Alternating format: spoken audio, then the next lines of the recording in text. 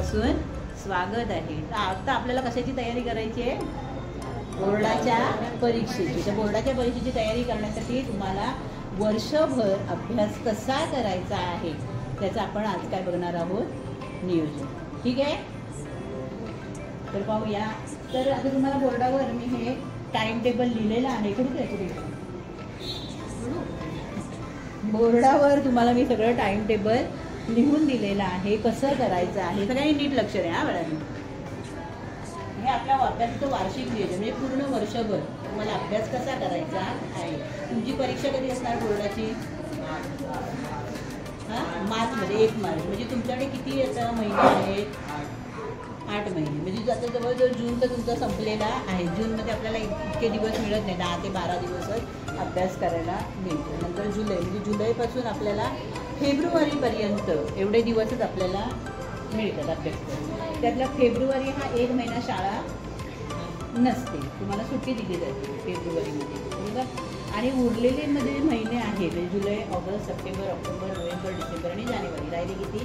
7 महिने। त्या 7 महिन्यामध्ये आपल्याला हा वर्षभराचा अभ्यास करायचा असतो, बरोबर।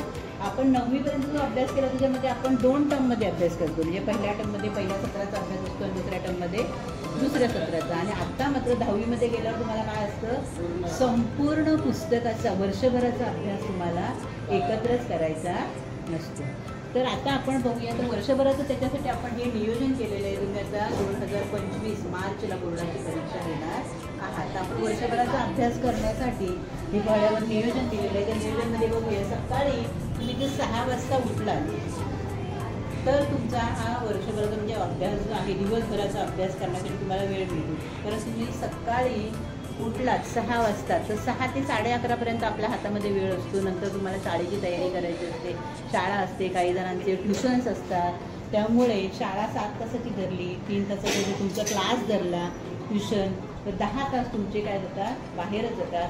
पण इथे तुम्हाला काय करायला पाहिजे, स्वतःला अभ्यास करण्यासाठी जो वेळ हवा असतो तो अत्यंत महत्त्वाचा आहे। कारण शाळेमध्ये आणि क्लासमध्ये तुम्ही काय होता, फक्त ऐकत असता, पण स्वतःला जेव्हा पाठांतर करायचं असते, जे बोर्डाला तुम्ही लिहिणार ते स्वतः पाठांतर केल्यावरच लिहिणार, बरोबर ना।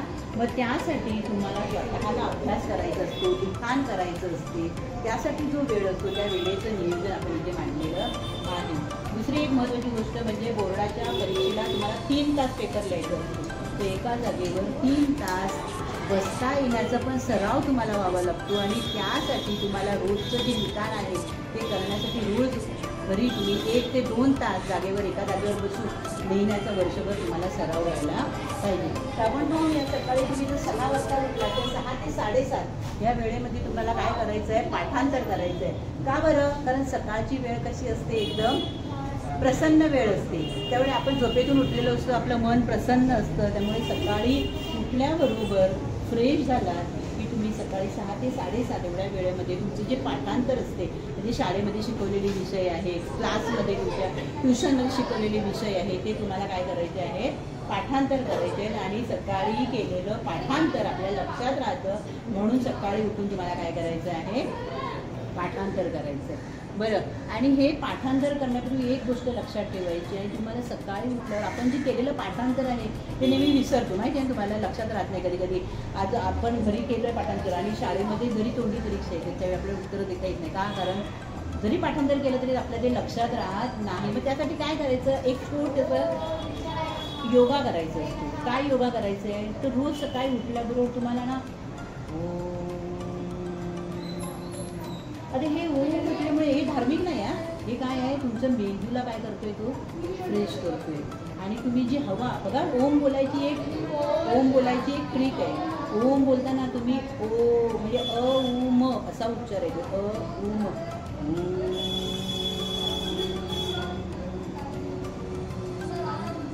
म्हणजे तुम्ही अचा उच्चार करता तेव्हा तुम्ही काय करता, हवा भरता, श्वास घेता, फुफ्फुसामध्ये हवा तुम्ही भरता, आणि मच्या वेळी श्वास तुम्ही सोडता, आलं लक्षात। त्यावेळी तुमचं काय होतं, मेंदू पण फ्रेश होतो, तुमच्या मेंदूला एक शक्ती आणि ताकद मिळते, त्याच्यामुळे तुमची स्मरणशक्ती पण वाढते।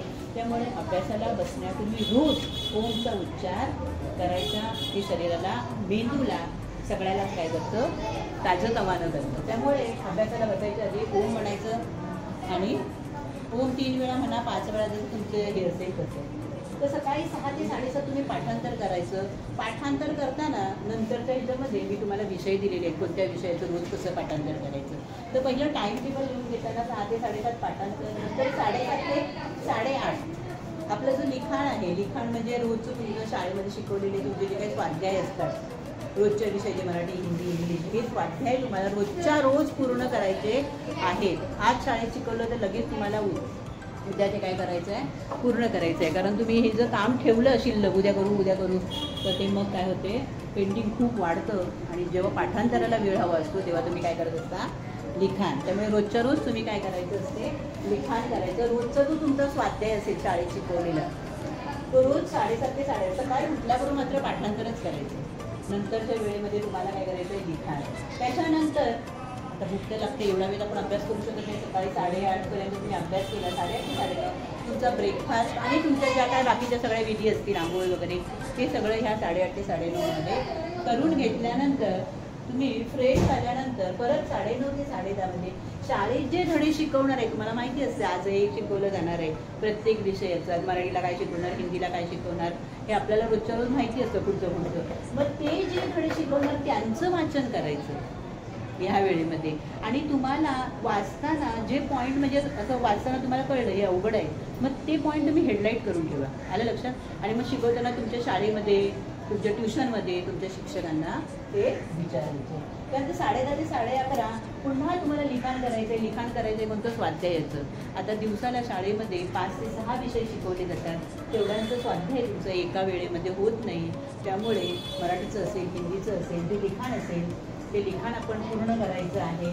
तसंच तुमचे ग्रेड परीक्षेचे जे विषय आहेत, उदाहरणार्थ कोणते विषय आहेत ग्रेड परीक्षेचे, जलसुरक्षा, संरक्षणशास्त्र आणि शारीरिक शिक्षण, बरोबर, म्हणजे आरोग्य शिक्षण.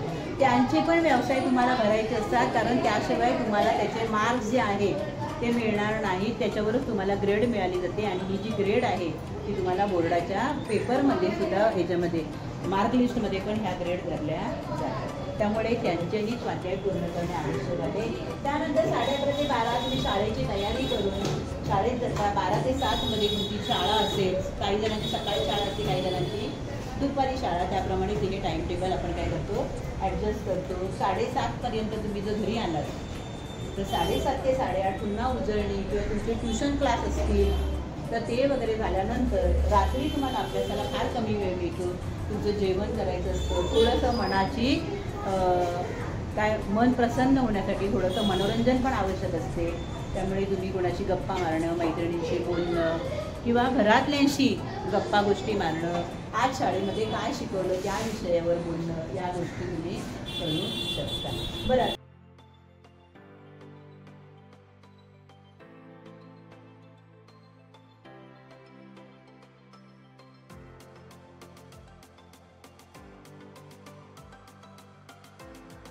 तर रोजच्या रोज आपण कोणता अभ्यास करायचा तो मी इथे थोडक्यामध्ये दिलेला आहे.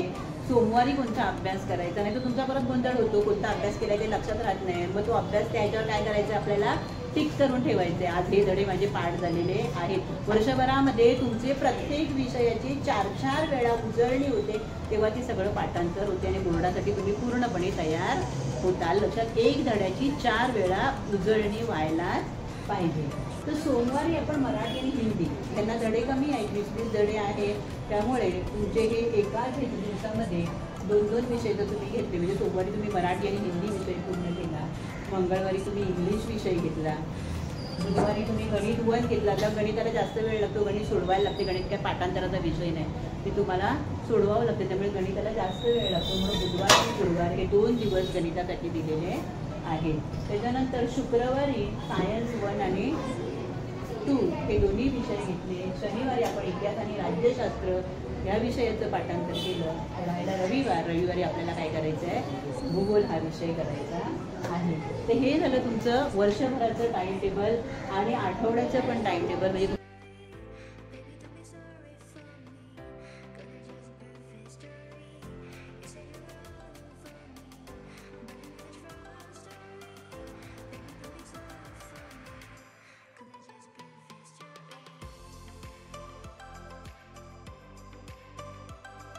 मला कसा अभ्यास करायचा आहे, कोणत्या दिवशी कोणता करायचा आहे.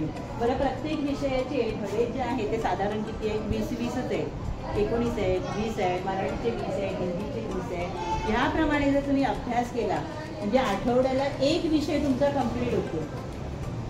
एक धडा, एका विषयाचा एक धडा तुमचा आठवड्याला झाला तर तुमचे 4 आठवड्यात म्हणजे एका महिन्यामध्ये किती धडे झाले? 4च धडे झाले. मग 20 धडे जर आहे तर तुम्हाला साधारण किती महिने लागतील? 5 महिने. म्हणजे आपल्याला असं वाटतं की अरे या स्पीडने काय अभ्यास केला माझा लगेच होईल, नाही होणार. एका आठवड्यात तुमचा एकच विषय होतोय म्हणजे 4 आठवड्यात तुमचे फक्त 4 धडे होत आहे. तर 5 महिने तुम्हाला संपूर्ण पुस्तक तुमचं पूर्ण करायला 5 महिने लागतात. बरं, हे 5 महिन्यामध्ये तुमचे सगळे हे धडे वगैरे एकदा उजळणी झाली. बोर्डाच्या परीक्षेसाठी तुम्हाला किती वेळा उजळणी करायला पाहिजे? साधारण 4 वेळा. त्यावेळी तुमचं ते पाठांतर होते. हे 5 महिन्यामध्ये म्हणजे जुलै, ऑगस्ट, सप्टेंबर, ऑक्टोबर, नोव्हेंबर 5 महिन्यामध्ये सगळे तुमचे धडे पूर्ण झाले. 10वीच्या बोर्डाच्या परीक्षेला जे शिक्षक शिकवतात त्यांना डिसेंबर ही डेडलाईन दिलेली असते सगळं पोर्शन पूर्ण करण्यासाठी. मग डिसेंबरपर्यंत सगळं तुमचं पोर्शन लिखाण आणि पाठांतर एकदा पूर्ण झालं तर जानेवारी आणि फेब्रुवारी या 2 महिन्यामध्ये तुम्ही फक्त काय करू शकता? पेपर सोडवायचे. काय करायचे? बोर्डाचे जे झालेले आधीचे पेपर आहेत ते पेपर सोडवायचे. पेपर सोडवताना तुमचं वाचन आणि उजळणी दोन्ही होणार. अशा तऱ्हेने तुम्ही वर्षभर जर चांगल्या पद्धतीने अभ्यास केला तर तुम्हाला बोर्डामध्ये 90%च्या वर मार्क्स जे आहे ते आरामात मिळेल. आलं लक्षात? तुमच्या काही शंका असतील तर नक्की विचारा. काय बोलायचं आहे काय? विचारा ना.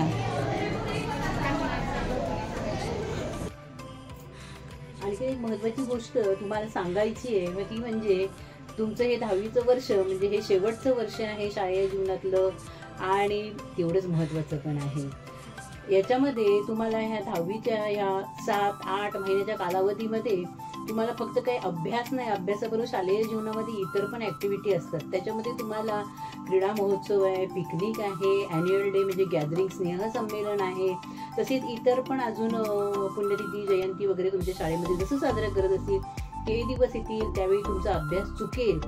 परंतु हे सर्व मॅनेज करून तुम्हाला अभ्यास करायचा आहे. म्हणजे हे सगळं करायचंच आहे. सगळ्या प्रत्येक स्पर्धेमध्ये तुम्हाला भाग घ्यायचा आहे. कारण पुढच्या वर्षी तुम्ही जेव्हा 10वी पूर्ण करून शाळा सोडून जाल त्यावेळी फक्त तुमच्याबरोबर आठवणीत असणार आहे. आणि म्हणून ह्या गोड आठवणी घेऊन आपण शाळेच्या जीवनातून आपल्याला बाहेर पडायचं आहे. तर आपल्याला ह्या प्रत्येक स्पर्धेमध्ये भाग घ्यायचाच आहे. वक्तृत्व स्पर्धा असू दे, निबंध असू दे, गायनाची नृत्य, ॲन्युअल डे असू दे, त्याच्यामध्ये सर्व मनोरंजनाचे कार्यक्रम असतात. त्यामध्ये पण जर तुमच्या शाळेमध्ये सहभागी करून घेत असतील तर तुम्ही त्याच्यामध्ये पण सहभागी व्हा. स्पोर्ट्समध्ये तर सहभागी व्हायचंच आहे कारण तो एक आनंदाचा क्षण असतो. शाळेचे स्पोर्ट्स जे असतात, क्रीडा महोत्सव त्याच्यामध्ये भाग घ्यायचा, तो पण आनंद आपल्याला लुटायचा आहे. आणि हे सगळं करत करत आपल्याला संपूर्ण अभ्यास सुद्धा करायचा आहे. तर तुम्हाला तुमच्या 10वीच्या निकालासाठी आत्तापासूनच माझ्याकडून खूप खूप शुभेच्छा. चांगले यशस्वी व्हा आणि तुमचं पुढचं भवितव्य चांगलं घडवा जे तुमच्याच हातामध्ये आहे. धन्यवाद. माझ्या नवनवीन व्हिडिओसाठी लाईक आणि सबस्क्राईब नक्की करा. धन्यवाद.